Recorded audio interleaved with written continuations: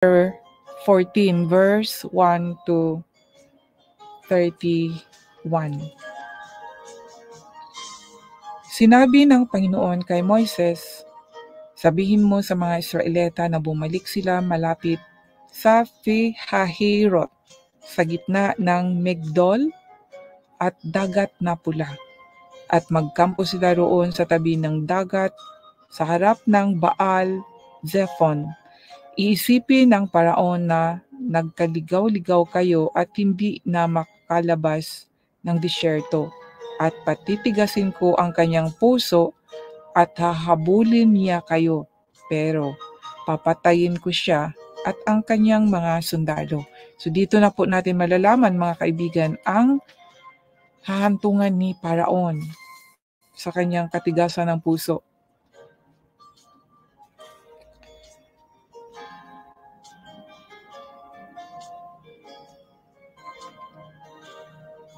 Sa pamagitan nito'y mapaparangalan ako at malalaman ng mga Egyptyo na ako ang Panginoon, kaya ginawa ito ng mga Israel.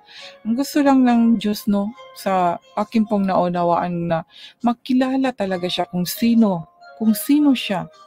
Kaya ganito, di ba, sinabi nga niya sa pamagitan nito'y mapaparangalan ako at malalaman ng mga Egyptyo na ako ang Panginoon. Kaya ginawa ito ng mga Israelita.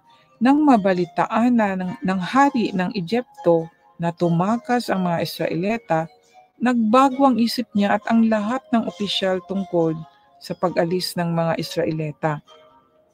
Sinabi nila, ano ba ang ginawa natin? Bakit natin pinaalis ang mga Israelita? Ngayon wala na tayong mga alipin. Kaya inihanda ng Paraon ang karwahin niya at ang kanyang mga sundalo. Dinala niya ang 600 na pinakamahuhusay na karwahi ng Egypto at ang iba pang mga karwahi. Bawat isa'y pinamamahalaan ng opisyal. Pinatigas ng Panginoon ang puso ng Paraon.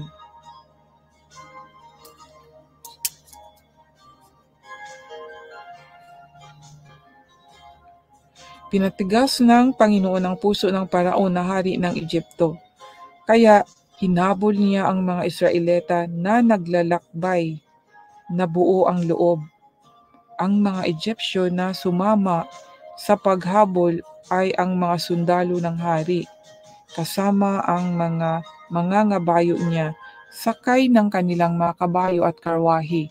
Naabutan nila ang mga Israelita sa pinagkakampuhan nila sa tabi ng dagat na pula, malapit sa Pi-hahiroth, sa harap ng Baal Zephon.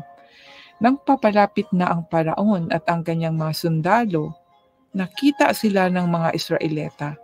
Kaya lubha silang natakot at humingi ng tulong sa Panginoon. Sinabi nila kay Moises, bakit dito mo pa kami dinala sa disyerto para mamatay? Wala bang libingan doon sa Egypto? Bakit mo pa kami pinalabas sa Egypto? Hindi ba't sinabi namin sa iyo sa Egypto na pabayaan mo na lang kaming magpaalipin sa mga Egyptyo? Mas mabuti pang nanilbihan na lang kami sa mga Egyptyo kaysa mamatay dito sa disyerto. Sumagot si Moises sa mga tao, huwag kayong matakot. Magpakatatag kayo at makita ninyo ang pagligtas ng Panginoon sa inyo sa araw na ito. Ang mga Egyptyong na nakikita ninyo ngayon ay hindi na ninyo makikita pang muli. Ang Panginoon ang makikipaglaban para sa inyo. Hindi nyo na kailangan makipaglaban pa. Amen. Pagkatapos sinabi ng Panginoon kay Moises, bakit patuloy ka pa ring humihingi ng tulong sa akin? Sabihin mo sa mga Israelita na magpatuloy sila sa paglalakbay. Pagkatapos, itaas mo ang iyong baston sa dagat para mahati ang tubig at makatawid ang mga Israelita sa tuyong tupa. Patitigasin ko ang puso ng mga Egyptyo para habulin nila kayo. Pero lilipulin ko ang Paraon at ang kanyang mga sundalo, mga ngabayo at mga karawahi. Sa pamagitan nito, mapaparangalan ako. At kapag nalipol na sila, malalaman ng mga Egyptyo na ako ang Panginoon. Pagkatapos lumipat sa ulihan ng anghel ng Diyos na nangunguna sa mamamayan ng Israel, ganoon din ang makapal na ulap.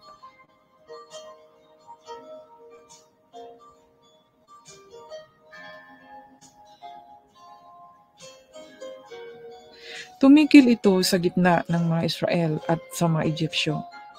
Sa buong gabi, nagbigay ng liwanag ang ulap sa mga Israelita at nagbigay ng kadiliman sa mga Egyptyo. Kaya lumiwanag ang gabi na hindi nakalapit ang mga Egyptyo sa mga Israelita. Pagkatapos itinaas ni Moises ang kanyang kamay sa dagat at nahati ang dagat sa pamamagitan ng malakas na hangin na ipinadala ng Panginoon mula sa silangan. Buong gabing umihip ang hangin hanggang sa gitna ng dagat ay naging tuyong lupa, na ang tubig ay parang pader sa magkabilang gilid. Hinabol sila ng mga sundalo ng Egypto kasama ang kanilang mga pangangabayo, mga karawahi at mga kabayo. Nang mag-uumaga na, tiningnan ng Panginoon ang mga sundalo ng Egypto mula sa makapal na ulap ay naglalagablab ng apoy at nilito niya sila. Tinanggal niya ang mga gulong ng mga karwahe nila para mahirapan silang patakbuhin ito. Sinabi ng Egyptyo, "Umatras na lang tayo sa mga Israelita dahil ang Panginoon ang lumalaban sa atin para sa kanila."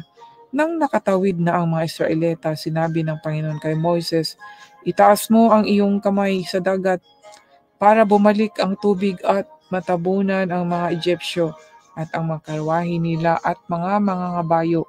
Kaya itinaas ni Moises ang kanyang kamay sa dagat at nang sumisikat na ang araw, bumalik ang tubig sa dati nitong lugar. Tinangkang tumakas ang mga Egyptyo pero ipinaanod sila ng Panginoon sa dagat. Tinabunan ng tubig ang lahat ng sundalo ng Paraon na humabol sa mga Israelita, pati na ang kanilang mga ngabayo at karwahe. Wala ni isa mang nakaligtas sa kanila.